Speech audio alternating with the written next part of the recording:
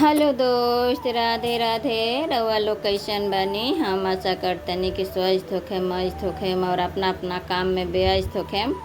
तो हम लोग गीत ले आयल बानी, गर्मी स्पेशल गीत। तो प्रेम से सुनी लो और वीडियो के लास्ट में बताइब लो कि कैसन लागल हमार गाना,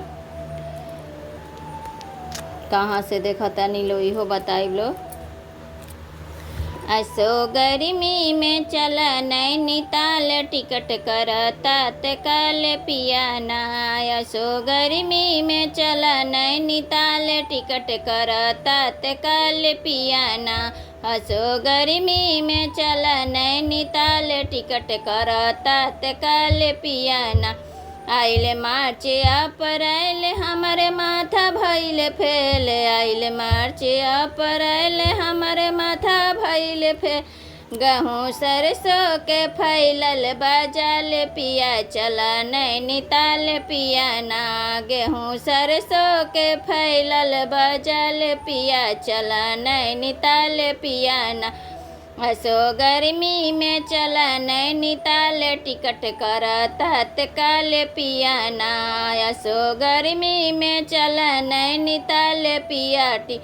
असो गर्मी में चला नैनीताल, टिकट करता तत्काल पियाना।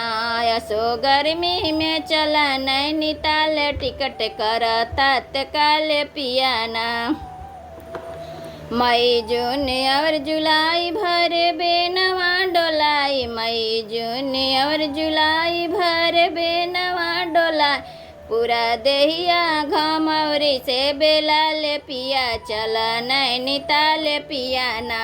पूरा देहिया घमौरी से बेलाल, पिया चला नैनीताल पियाना। पूरा देहिया घमौरी से बेलाल, पिया चला नैनीताल पियाना। असो गर्मी में चला नैनीताल, टिकट करता तत्काल पियाना। असो गर्मी में चला नैनीताल, टिकट करता तत्काल पियाना। असो गर्मी में चला नैनीताल, टिकट करता तत्काल पियाना। भैया भौजी बड़े दिल, चला उन्हों से मिले। भैया भौजी बड़े दिल, चला उन्हों से मिले। अब की भैया से पूछब उनके हाल, पिया चला नैनीताल पियाना। अब की भाभी से पूछब उनके हाल, पिया चला नैनीताल पियाना। अब की भैया से पूछब उनके हाल, पिया चला नैनीताल पियाना। अब की भाभी से पूछब उनके हाल, पिया चला नैनीताल पियाना। असो गर्मी में चला नैनीताल, टिकट करता तत्काल पियाना। असो गर्मी में चला नैनीताल, टिकट करता तत्काल पियाना। असो गर्मी में चला नैनीताल, टिकट करता तत्काल पियाना।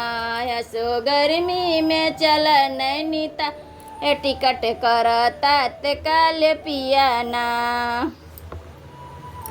हाँ तो दोस्त, कैसन लगल हमार गाना कमेंट बॉक्स में लिख के ज़रूर बताएब लोग ने।